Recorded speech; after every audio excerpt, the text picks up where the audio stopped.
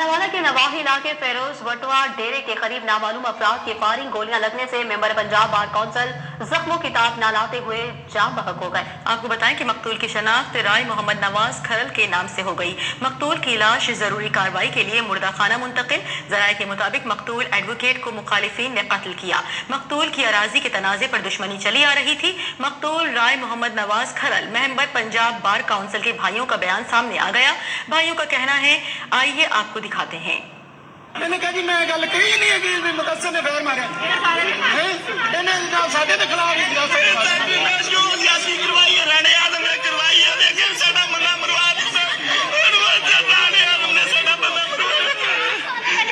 राणे आदम ने शादी करवाई सारी पिछली बारी ਇਹਦੇ ਕੋਲ ਮੁਲਜ਼ਮ ਮੰਨ ਕੇ ਇਹਨੇ ਸਾਹਮਣੇ ਉਹਨੇ ਇਕਰਾਰ ਕੀਤਾ ਕਿ ਮੈਂ ਫੈਰ ਮਾਰਿਆ ਤੇ ਉਲਟਾ ਸਾਡੇ ਤੇ ਪਾ ਦਿੱਤਾ ਤਫਤੀਸ਼ ਦੇ ਵਿੱਚ ਅਸੀਂ 2-3 ਸਾਲ ਅਸੀਂ ਉਹ ਇਸਤਗਾਸਾ ਭੁਗਤਦੇ ਰਹੇ ਇਹਨੇ ਸਾਨੂੰ ਹੀ ਉਲਟਾ ਮੁਲਜ਼ਮ ਬਣਾ ਦਿੱਤਾ ਜੇ ਨਾ ਵੀ ਬੰਦਾ ਆਪਣਾ ਮਾਰਿਆ ਇਹ ਨਾਲ ਹੋਇਆਗਾ ਰਾਣੇ ਆਦਮ ਨੇ ਮਰਵਾਇਆ ਅੱਜ ਤੋਂ ਪਹਿਲੇ 3 ਸਾਲ ਪਹਿਲੇ ਸਾਡਾ ਪੰਜਾ ਕਤਲ ਹੋਇਆ ਗਿਆ ਸੀ ਉਦੋਂ ਵੀ ਰਾਣੇ ਆਦਮ ਨੂੰ ਲਿਆਂਦਾ ਗਿਆ ਸੀ ਔਰ ਵਕੂਆ ਕੀ ਕਰਵਾਇਆ ਗਿਆ ਸੀ ਪਰ ਹੁਣ ਵੀ ਜਿਹੜਾ ਵਕੂਆ ਰਾਣੇ ਆਦਮ ਨੇ ਕਰਵਾਇਆ 107 ਨੰਬਰ ਗੱਡੀ ਇਹਨਾਂ ਦੀ ਜਨਾਬ 3 ਮਹੀਨੇ ਤੋਂ ਯੂਜ਼ ਕਰਦਾ ਰਹਿੰਦਾ ਰਾਣਾ ਆਦਮ कोहाट में मुखालिफ